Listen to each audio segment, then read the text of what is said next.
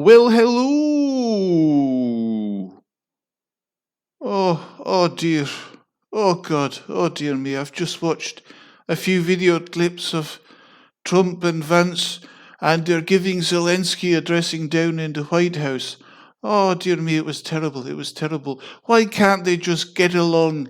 Why can't they just get along to get along, as the expression goes? Why can't they just hold hands and sit around a fire and sing Kumbaya? Like, why do they have to be so divisive? Like, why do they have to argue? Oh, it's terrible. Oh, dear me, it was terrible. Oh, God, oh, God. Like Trump was not letting Zelensky speak, and then Zelensky wasn't letting Trump speak, and they were pointing fingers at each other, and it was just, there was no need for that. There's absolutely no need for that.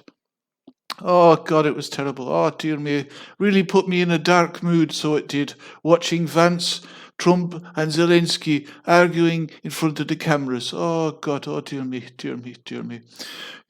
I don't know much about Zelensky apart from the fact that he's a very good dancer. He's quite groovy when it comes to the dancing. Now, as a comedian, I'm not so sure because I don't happen to speak Ukrainian or Russian, so I don't know if his jokes are funny or not. Yes, what do you think, people? Do you think that the guys should just get along to get along, be all cozy to each other and stop fighting? This infighting's not going to help. It's not going to help, so, that's all I wanted to say about that. Oh, there's another topic I want to talk about. I'm just wondering, does money grow on trees? Because, do you know when I was in the supermarket there a few weeks ago, do you remember I made a video? Oh, God, it was terrible. Oh, dear me, it was terrible. Oh, very stressful for Monsey going into the supermarket and doing his own shopping. Oh, God, thank God the delivery service is back and I get me groceries delivered to me door.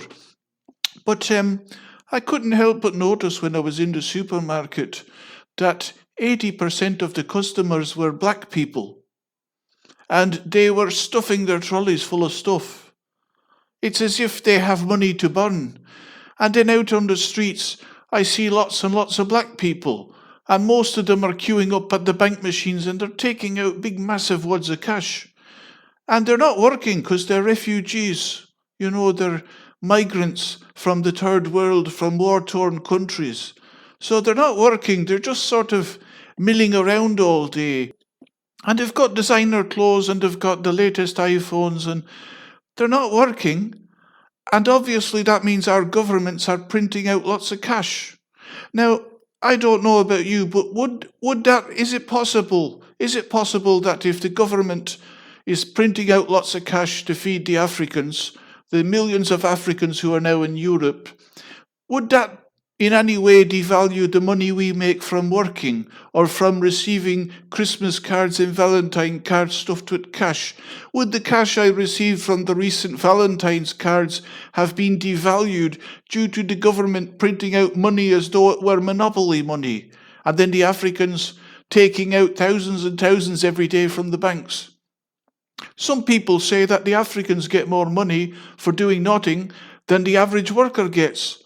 I don't think that's fair. What do you think? I don't think that's very fair. It doesn't seem very democratic. I certainly didn't vote for it anyway. All right, anyway, getting back to Trump and Zelensky and Vance, I just hope that they can bury the hatchet, preferably not in each other's skulls, preferably bury it in the ground, walk away whistling like Popeye, and everyone will be happy again. All right, I'll leave it there. Very, very depressing watching that clip. Oh God, very depressing. Very, very depressing.